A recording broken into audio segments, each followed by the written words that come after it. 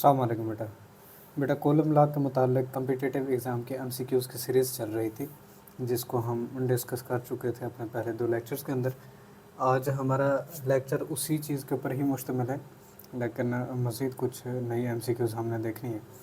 First हमारा MCQs है 2 point charges plus 4q and plus q are placed 30 centimetre apart at what point on the line joining them the electric field is zero। E CAT 2010 में आपसे ये MCQs पूछी जा चुकी है कि दो चार्जेस हैं plus 4q and plus q, जिनको 30 सेंटीमीटर के फासले के ऊपर रखा गया है। वो पॉइंट बता दें जो इनकी लाइन को जॉइन भी करे और वहाँ पर फील्ड फ्री रीजन हमें मिले। वो बेटा हमने पॉइंट बताना है। तो बेटा इसके लिए हमने कैलकुलेशंस कर लेनी है। फ़र्ज़ कर लेते हैं हमारे पास दो चार्जेस प्लस 4q और दूसरा हमारे पास बेटा चार्ज है प्लस q, और सेपरेशन इन दोनों के दरमियान में 30 सेंटीमीटर। अब लेट कर लेते हैं बेटा हमारे पास वो P पॉइंट है जिसके ऊपर हमें फील्ड फ्री मिल रहा है। प्लस 4q से इसका जो डिस्टेंस है बेटा, अगर उसे D से रिप्रेजेंट कर लें, अब इस P पॉइंट का इस प्लस q से जो डिस्टेंस होगा वो 30 माइनस D के बराबर रहेगा। इलेक्ट्रोस्टैटिक फोर्स F बराबर है इसके ऊपर लगने वाली फोर्सेस की वजह से बेटा आपके पास K, और इसकी जो फोर्स होगी वो 4q डिवाइडेड बाय इसकी जो सेपरेशन है बेटा वो D स्क्वायर है। जबकि इसके ऊपर जो फोर्स लग रही होगी F बराबर है K और Q इसको लिखेंगे डिवाइडेड बाय इसकी जो सेपरेशन बेटा इस पॉइंट से है 30 माइनस D और इसका बेटा स्क्वायर कर देना है। एज वी नो दैट कि उसने कहा कि ये फोर्स एक जैसी है, दोनों लेफ्ट हैंड साइड बराबर हैं तो राइट हैंड साइड भी बराबर हो जाएंगी।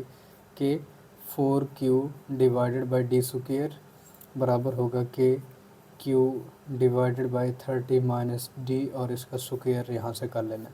के से के को कैंसिल आउट कर दें, q से q को कैंसिल आउट कर दें, तो बेटा 4 divided by D square 1 divided by 30 minus D और इसका स्क्वायर हो जाएगा। अब दोनों तरफ से जज़र रूट लेंगे तो रिलेशन हमारे पास सिंप्लीफाई हो जाएगा। 2 का स्क्वायर कर लेना है और वहाँ से जज़र रूट कैंसिल आउट हो जाएगी। 2 डिवाइडेड बाई डी और इधर से बेटा 1 डिवाइडेड बाई 30 माइनस डी लिखा जाएगा। क्रॉस मल्टीप्लिकेशन कर लेंगे तो डी का आंसर आपके पास बेटा 20 सेंटीमीटर के बराबर आएगा। इतने फासले पर ये हमारे पास पी पॉइंट होगा जहाँ पर हमें फील्ड फ्री रीजन मिलेगा। ये आपके पास है बेटा B option 20 centimeter from the plus Q charge. Second MCQ, two charged particles are arranged as shown in the figure, in which region could a third particle with a plus 1 coulomb be placed so that the net electrostatic force on it is 0। दो charges हैं हमारे पास plus 2 kolam और ये minus 4 kolam. तीन reason उसने हमें बताए हैं, फर्स्ट रीजन, सेकंड रीजन और थर्ड रीजन। वो हमसे सवाल कर रहा है कि कहाँ पर आकर हम 1 कॉलम का एक चार्ज प्लेस करें इन तीन रीजन में से, और हमारे पास जो नेट इलेक्ट्रोस्टैटिक फोर्स है बेटा वो ज़ीरो को अप्रोच कर जाए। ई कैट 2010 में एमसीक्यूज़ हमसे पूछी गई है। इसके लिए बेटा हमने ये जहन में रखना है कि दो पॉइंट चार्जेस हैं हमारे पास और दोनों के ऊपर देखें तो अपोजिट चार्ज है। ज़ाहिर सी बात है इनके दरमियान में फील्ड ज़रूर मौजूद रहेगी, पॉजिटिव से ओरिजिनेट होती है और नेगेटिव पर टर्मिनेट होती है। तो हमेशा उस चार्ज के करीब आउटसाइड किसी पॉइंट के ऊपर ज़ीरो होगी जिस चार्ज की मैग्नीट्यूड बेटा कम होगी। तो 2c नेगेटिव यहाँ पर मैग्नीट्यूड को अफेक्ट नहीं करता। 2c यानी कि 2 कॉलम का चार्ज इसकी मैग्नीट्यूड कम है और इसके बाहर यानी कि रीजन 1 के लिए आपके पास क्या होगी बेटा, फील्ड फ्री रीजन होगा। ए ऑप्शन आपका करेक्ट है। थर्ड एमसीक्यूज है 3 equal charges are placed on 3 corners of the square if the force between Q1 and Q2 is F12 and that between Q1 and Q3 is F13, the ratios of magnitude F12 divided by F13 is। E CAT 2011 में आपसे MCQs पूछी जा चुकी है कि हमारे पास बेटा 3 charges हैं जिनको एक ट्राई एंगल के साइड्स के ऊपर हमने रखा हुआ है इस तरह से कि हमारे पास बेटा ये एक चार्ज है, दूसरा हमारे पास बेटा ये चार्ज है और तीसरा बेटा हमारे पास ये चार्ज है। इसे अगर Q1 कह दें, इसे Q2 कह दें और इसे बेटा अगर Q3 कह दें। तो इस तरह से ट्रायंगल की साइड्स के ऊपर हमने इसको रखा हुआ है और ये इनके दरमियान में जो सेपरेशन है बेटा अगर वो R के बराबर हो।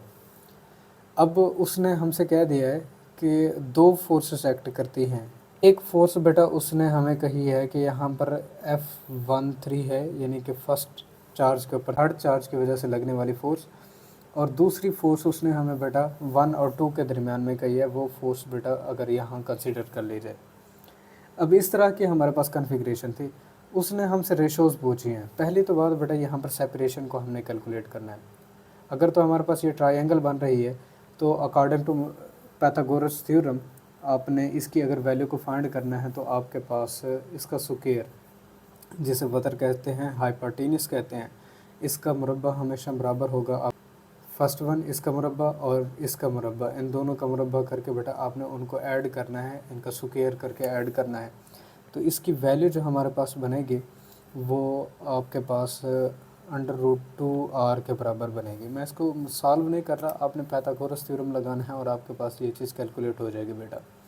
अब ये सेपरेशन आपको मिल गई है। उसने कहा है हमें रेशो बता दे F12 फर्स्ट और सेकंड के दरमियान में लगने वाली force according to Coulomb law के Q1 Q2 divided by R square, division में 1 3 के दरमियान में के Q1 Q2 डिवाइडेड बाई उन दोनों के दरमियान में सेपरेशन बेटा √2 और R के, और इसका बेटा हमने स्क्वायर कर देना है। के से के को कैंसिल आउट कर देना बेटा और आपके पास Q1 Q2 से कैंसिल आउट हो जाएगा। Ratios between F12 and F13 हमारे पास बेटा बराबर होंगी। यहाँ से बेटा R स्क्वायर 1/R स्क्वायर रखें, डिवीजन की डिवीजन ऊपर जाकर बेटा मल्टीप्लाई हो जाएगी। पहले तो अंडर रूट ख़त्म हो जाएगा स्क्वायर के साथ, तो 2 रहेगा और इधर से R स्क्वायर रहेगा। इसे कैंसिल आउट कर देंगे तो आपके पास रेशोज़ बिटवीन 12 और 13 के दरमियान में जो रेशोज़ आपके पास बेटा बनेंगी वो रेशोज़ आपके पास बेटा 2 के बराबर होंगी, और ऑप्शन है आपके पास बेटा डी करेक्ट। फोर्थ MCQ है 4 charges are arranged at the corner of a square ABCD as shown. इस स्क्वायर के कॉर्नर के ऊपर 4 चार्जेस को रखा गया है। अब वो कहता है कि the force on the charge kept at the centre O is, इस सेंट्रल पॉइंट के ऊपर रखे जाने वाले चार्ज के ऊपर क्या कुछ फोर्स लगेगी बेटा, वो हमने बतानी है।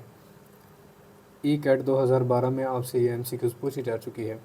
अब पहली तो बात बेटा देखें, दो सिमिलर चार्जेस हैं, ये एक दूसरे को रिपेल करेंगे और दोनों सिमिलर चार्जेस की वजह से जो फील्ड लाइंस पैदा होंगी उनके इंटीरियर में, यानी कि इनके सेंट्रल पॉइंट पर कहीं ना कहीं फील्ड लाइंस कर्व्ड हो जाती हैं और हमें फील्ड फ्री रीजन मिलता है।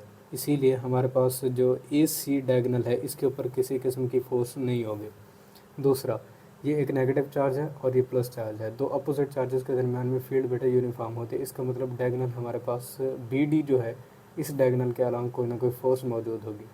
अगर नेट फोर्स इस सेंट्रल पॉइंट के लिए कैलकुलेट करना चाहें दोनों डायगोनल के लिहाज से, तो ज़ाहिर सी बात है नेट फोर्स भी यहाँ पर मौजूद होगी जो कि BD डायगोनल के अलॉन्ग होगी। अलॉन्ग द डायगोनल BD आपके पास बेटा बी ऑप्शन करेक्ट बनता है। फिफ्थ MCQ है the particle each with the charge Q and a third particle with the charge Q are placed at the vertex of an equilateral triangle as shown, the total force on the particle with the charge Q is. ECAT 2014 में ये आपसे MCQ पूछी जा चुकी है। Picture के अंदर बेटा आपको दो चार्जेस एक जैसे मैग्नीट्यूड के दिखाए गए हैं और इन चार्जेस को कैपिटल Q से रिप्रेजेंट किया गया है। एक तीसरा चार्ज है बेटा जो कि स्मॉल q से रिप्रेजेंट किया गया है, जिनको इस इक्विलेटरल ट्रायंगल के साइड्स के ऊपर रखा गया है, इनके पॉइंट्स के ऊपर रखा गया है। अब वो सवाल हमसे कर रहा है कि इस क्यू के ऊपर क्या कुछ फोर्स होगी बेटा, वो हमने फोर्स कैलकुलेट करके देनी है। हियर इस कन्फिग्रेशन बेटा दोबारा से हमने बना लेनी है। ये हमारे पास स्मॉल q और ये हमारे पास बेटा कैपिटल Q चार्जेस मौजूद हैं। अब फोर्स जो इनके ऊपर लगेगी वो फोर्स बेटा आपके पास इन लाइंस के अलॉन्ग होगी। ठीक है बेटा, इस कैपिटल Q की वजह से इसके ऊपर जो फोर्स लग रही होगी बेटा वो यहाँ होगी। अब चूँकि इनकी मैग्नीट्यूड एक जैसी है, ठीक है बेटा, और ये सिमिलर चार्जेस हैं, एक दूसरे को रिपेल करेंगे, तो इसीलिए फोर्स आउटवर्ड डायरेक्शन के अंदर होगी। ये भी बेटा नेगेटिव चार्ज है, इसको रिपेल करेगा तो फोर्स की डायरेक्शन इस क्यू कैपिटल चार्ज की वजह से इसके ऊपर जो लग रही होगी उसकी डायरेक्शन ये होगी। अब यहाँ से इन फोर्सेस को बेटा हमने रिज़ॉल्व करना है इनके कंपोनेंट्स के अंदर। इस फोर्स को बेटा रिज़ॉल्व करेंगे तो इसके दो कंपोनेंट आपके पास, एक कंपोनेंट ये बनेगा, दूसरा कंपोनेंट ये बनेगा। इसी तरह से इस दूसरी फोर्स को रिज़ॉल्व करेंगे तो इसका एक कंपोनेंट यहाँ मौजूद होगा, दूसरा कंपोनेंट यहाँ मौजूद होगा।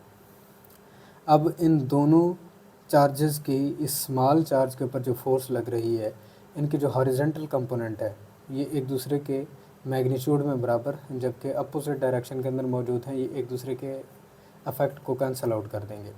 सिर्फ इनके जो वर्टिकल कंपोनेंट हैं वो वर्टिकल कंपोनेंट एक दूसरे को रेनफोर्स करेंगे। अब इन फोर्सेस की डायरेक्शन को अगर देखा जाए, अगर इनको हम यहाँ पर एक्सटेंड कर लें तो एक इक्विलेटरल ट्रायंगल की लोअर जो साइड है, नीचे वाली साइड, इसके ऊपर एक परपेंडिकुलर आ रहा होता है और इस परपेंडिकुलर की ही डायरेक्शन के अंदर इस Q negative small Q charge के ऊपर फोर्स लग रही होती है। तो बेटा आपके पास है यहाँ पर option perpendicular to the bottom side, D आपका करेक्ट बनता है। 6th MCQs है, two small charged object attract each other with a force F when separated by a distance d. If the charge on each object is reduced to 1/4 of its original value and the distance between them is reduced to half of its original value, then the force becomes। ECAT 2018 में ये आपसे MCQs पूछी जा चुकी है कि charge objects से जो कि एक दूसरे को अट्रैक्ट कर रहे थे और अट्रैक्शन की वजह से उनके दरमियान में फोर्स F थी। अब उनके दरमियान में जो सेपरेशन थी बेटा वो D थी। अब उसने क्या किया, दोनों चार्ज ऑब्जेक्ट्स के चार्ज को 1/4 कर दिए और उनकी सेपरेशन को भी हाफ कर दिया। अब फोर्स की वैल्यू हमसे पूछ रहा है। हियर इज़ बेटा, किसी भी दो चार्ज्ड ऑब्जेक्ट्स के दरमियान में जो फोर्स का रिलेशन हमारे पास होता है, एफ न्यू जो हमारे पास आएगी कि चार्जेस को उसने बेटा 1/4 किया हुआ है, तो हर के लिए Q1/4 Q2/4, ठीक है बेटा। Product of magnitude of charges divided by इनके दरमियान में जो सेपरेशन है, सेपरेशन को बेटा उसने हाफ किया, इसका स्क्वायर कर देना है। नई बनने वाली फोर्स बेटा के यहाँ पर 1/16 Q1 Q2 मैं अलग कर देता हूँ, क्योंकि 4 को 4 से मल्टीप्लाई करके 1/16 मैंने अलग कर दिया। इसे बेटा D²/4 लिखा जा सकता है। अब एफ प्राइम नई बनने वाली फोर्स, डब्ल्यू की डब्ल्यू ऊपर जाकर मल्टीप्लाई हो जाएगी, यानी कि 1/16 मल्टीप्लाइड बाई 4 के Q1 Q2 divided by D²। ये तो वो फर्स्ट वन फोर्स है। 4 द 16 बनेगा, यानी कि 1/4 और फर्स्ट जो फोर्स मौजूद थी पहली फोर्स का ये भी कितना कुछ बन जाएगी, 1/4 तो बन जाएगी, यानी कि 1/4 गुना ये रिड्यूस हो जाती है। ऑप्शन आपके पास बेटा बी करेक्ट है। तो बारहा मैं आपको बार बार लेक्चर पढ़ाते हुए इब्तिदा के अंदर ये ज़रूर बेटा आपको बार बार कहता हूँ कि वो जो मैंने आपको प्रोवाइड किए हुए हैं 6 लेक्चर्स, उनके अंदर जाके इन तमाम तर चीज़ों को अंडरस्टैंड करें। मैंने आपको सिखाया है एक फार्मूला में से आप बेटा किस तरह से क्वांटिटीज़ के दरमियान में रिलेशन बना सकते हैं, एक को कम करें दूसरे को ज़्यादा करें, या एक के ज़्यादा करने से दूसरे के कम करने से क्या कुछ वैल्यूज़ के ऊपर इफेक्ट पड़ता है। वो सारी चीज़ें मैं बेटा डिटेल में आपको सिखा चुका हूँ, वो जाके लाजमी तौर पर बेसिक लेक्चर लाजमी देखें। 7th MCQ है, a small object has a charge Q, the charge Q is removed from it and placed on the second small object, the two objects are placed 1 metre apart for the force that each object exerts on the other to be maximum Q should be. ECAT 2018 में ये आपसे MCQs पूछी जा चुकी है बेटा कि दो छोटे छोटे ऑब्जेक्ट्स थे जिनके ऊपर चार्ज Q था, उसमें से आपने बेटा स्मॉल चार्ज को रिमूव कर लिया, यानी कि निकाल लिया है बाहर की तरफ, और उसे जाकर किसी एक दूसरे सेकंड स्मॉल ऑब्जेक्ट से रिप्लेस कर दिया।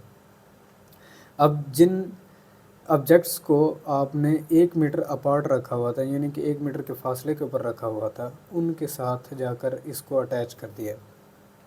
For the force that each objects on the other to be maximum, हर ऑब्जेक्ट दूसरे ऑब्जेक्ट के ऊपर मैक्सिमम फोर्स कब लगाएगा, जो कि Q के ऊपर होनी चाहिए, वो Q के ऊपर ज़्यादा से ज़्यादा लगने वाली फ़ोर्स बेटा हमने बतानी है। फोर्स उस वक्त मैक्सिमम हो सकती है जब आप इस चार्ज को एक जैसे 2 बराबर हिस्सों के अंदर तकसीम करेंगे, ठीक है बेटा। उस वक्त इस स्मॉल चार्ज के ऊपर सबसे ज़्यादा फोर्स लगेगी। तो इसीलिए Q/2 आपके पास बेटा ऑप्शन है बी करेक्ट। 8th MCQs है the diagram shows two pairs of heavily charged plastic cubes cube 1 and 2 attract each other and the cube 1 and 3 repel each other. Which of the following illustrates the forces of cube 2 on cube 3 and the cube 3 on cube 2? ECAT 2018 में आपसे MCQs पूछी जा चुकी है कि 4 cubes हैं और इनके दरमियान में फोर्सेस आपको बता दी गई हैं कि 1 और 2 एक दूसरे को अट्रैक्ट करती हैं, जबकि फर्स्ट और थर्ड जो क्यूब्स हैं ये एक दूसरे को रिपेल करती हैं। अब वो हमसे सवाल कर रहा है कि सेकंड क्यूब के ऊपर थर्ड की वजह से या थर्ड क्यूब के ऊपर सेकंड क्यूब की वजह से जो फोर्स लग रही होगी वो बेटा फोर्स किस तरह की होगी, इस फोर्स के बारे में हमने बेटा इलस्ट्रेट करना है, इसकी वजाहत करनी है। अब देखिए बेटा, अगर तो दो क्यूब्स के दरमियान में फोर्स ऑफ अट्रैक्शन है, लेट से फ़र्ज़ कर लेते हैं हमारे पास ये प्लस है और ये हमारे पास नेगेटिव था। अपोजिट चार्जेस एक दूसरे को अट्रैक्ट करते हैं। अब फर्स्ट प्लस में है, थर्ड रिपेल कर रहा है उसको, तो ये भी हमारे पास बेटा प्लस के अंदर होगा। अब इन दोनों के लिए देखें, सेकंड के ऊपर नेगेटिव है जबकि थर्ड के ऊपर प्लस है, अपोजिट चार्जेस हैं, तो ये एक दूसरे को बेटा क्या करेंगे, अट्रैक्ट करेंगे। चाहे वो क्यूब 2 पर थर्ड की वजह से फोर्स लग रही हो या क्यूब थर्ड पर सेकंड की वजह से फोर्स लग रही हो, ये दोनों एक दूसरे को अट्रैक्ट करेंगे। ऑप्शन बेटा आपके पास सी करेक्ट है। 9th MCQs है 2 point charges are separated by a distance of 4 meter. The force between them is 4 Newton. What is the force between the charges when the distance between them is 1 meter? ECAT 2019 में आपसे MCQs पूछी जा चुकी है बेटा कि दो charges जिनको एक 4 मीटर के फासले के ऊपर रखा गया था और उनसे हमें बेटा फोर्स मिल रही थी बेटा 4 न्यूटन की। ठीक है बेटा, अब what is the force between the charges, हमने वो दूसरी फोर्स बतानी है अगर उनके दरमियान में सेपरेशन 1 मीटर की हो। तो बेटा आपको देखें, दो सेपरेशन की वैल्यूज़ बता दी हैं, एक फ़ोर्स बता दी है, वो हमसे दूसरी फ़ोर्स के बारे में जानना चाहता है। तो इसीलिए इब्तदा के अंदर मैं वो सारी चीज़ें सिखा चुका हूँ कि आपको 3 गिवन कर दी जाए और फोर्थ क्वांटिटी अननोन कर दी जाए, तो आपने फार्मूला में से रिलेशन कैसे कैलकुलेट करने हैं और रिलेशन की बुनियादों पर आपने इन तमाम तर MCQs के जवाब कैसे देने हैं। तो ये MCQs आपकी आ गई है, मैं दोबारा से आपको समझा देता हूँ।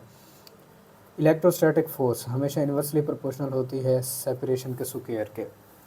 अब अगर इन्वर्स रिलेशन हो तो 3 गिवन फोर्थ अननोन फार्मूला के लिए F1 डिवाइडेड बाई F2 बेटा बराबर होगा R2 square divided by R1 square. दोनों का हमने इन्वर्स करना है और इन्वर्स भी फिर स्क्वायर के साथ लिखना है। अब देखें, दो सेपरेशंस उसने हमें बता दी हैं। पहली सेपरेशन थी बेटा 4 मीटर की और दूसरी जो सेपरेशन थी वो 1 मीटर की थी। तो 1 square divided by first separation थी बेटा 4 और इसका स्क्वायर कर लेना है। और जो फर्स्ट फोर्स उसने हमें बताई थी वो बेटा फर्स्ट फोर्स इसने हमें 4 न्यूटन की बताई थी। तो 4 divided by F2 is equal to 1 square बेटा मैं 1 कर देता हूँ, इसे बेटा मैं 16 कर देता हूँ। अब क्रॉस मल्टीप्लिकेशन करेंगे, F2 हमारे पास बेटा 64 न्यूटन बन जाएगा। तो ये देखें, 3 आपको गिवन कर दी थी वैल्यूज़ और फोर्थ आपको अननोन कर दी थी। तो आप इस तरह से वैल्यूज़ के रिलेशन की बुनियादों पर इनको कैलकुलेट कर सकते हैं, जो ऑलरेडी मैं आपको पहले सिखा चुका था। अब देखें वो आपकी MCQs कम्पिटिटिव एग्ज़ाम में आई पड़ी है। ठीक है बेटा, सी ऑप्शन आपका करेक्ट है 64 न्यूटन का। 10th MCQs है 2 point charges 3 microcoulomb and 8 microcoulomb repel each other with a force of 40 Newton. If a charge of 5 microcoulomb added to each, then the force।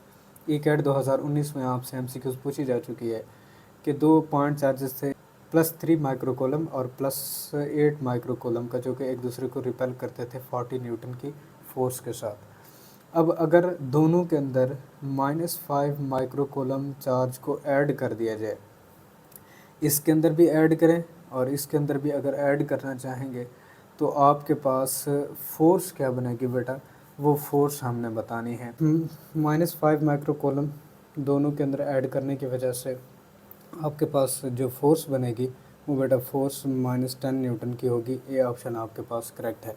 तो ये थी बेटा कॉलम लॉ में से कुछ नई कम्पिटिटिव एग्ज़ाम के आपके एमसीक्यूज़ जो कि हमने आज डिस्कस करनी थी। इंशाल्लाह अपने नेक्स्ट लेक्चर के साथ हाज़िर होंगे। इजाज़त दीजिए। अल्लाह हाफ़िज़।